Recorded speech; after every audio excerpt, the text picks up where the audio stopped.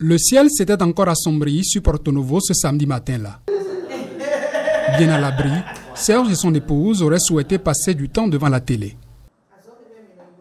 Hélas. Sous nos cieux ici, dès qu'il y a une petite pluie qui pointe à l'horizon, c'est malheureux pour nous. Nous n'avons plus rien à l'écran. L'écran se met à grésiller, à bouger. Et parfois, on perd les images. Et ça nous dit problème de connexion. Voyez votre installation, voyez vos câblages. Pourtant, les câblages des équipements de Serge n'ont aucun problème. Le coupable est dans le ciel. Quand le ciel s'assombrit et quand la pluie commence, ces gouttes de pluie qui viennent parfois à forte densité empêchent le déplacement, la fluidité des ondes. Et c'est ça qui se transmet par ces défauts de crachure ou bien d'images gelées et qui parfois même amènent à arrêter carrément les images et ça met aucun mauvais signal ou bien no signal. Entre le ciel et la qualité des images sur les écrans télé, il y a un lien que nous explique un électronicien. Les images que nous recevons dans nos maisons à travers nos télévisions sont des images qui nous sont données grâce au déplacement des ondes. Avant d'avoir ces images chez soi, il faut forcément faire une installation d'antenne parabolique.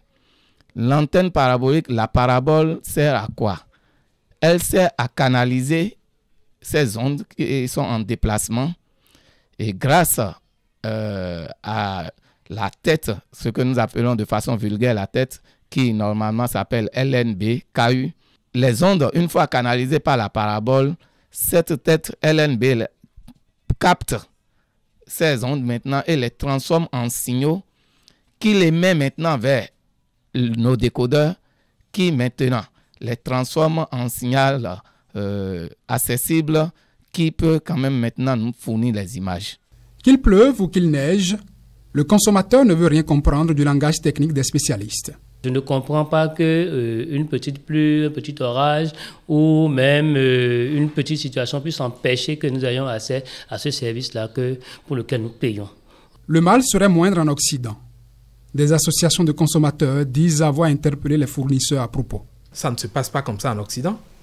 Au cours de cette discussion que nous avons eue au ministère du Commerce, mais le directeur général à l'époque nous disait que c'est lié aux équipements que nous utilisons, que c'est lié aux antennes, c'est du fait que les antennes sont installées par des techniciens qui ne sont pas des professionnels. Mais à la grande surprise, c'est que ces expériences ont été subies par des clients qui ont connu l'installation de leurs équipements par justement les techniciens de Canal+. Un ping-pong entre fournisseurs et consommateurs qui continue. Un manque à gagner pour le plus vulnérable. Et c'est une perte parce qu'il suffit de faire une règle de 3. Lorsque vous me fournissez un service, le service doit durer 30 jours et que le service ne dure en réalité que 20 jours, c'est que vous restez mes devoirs.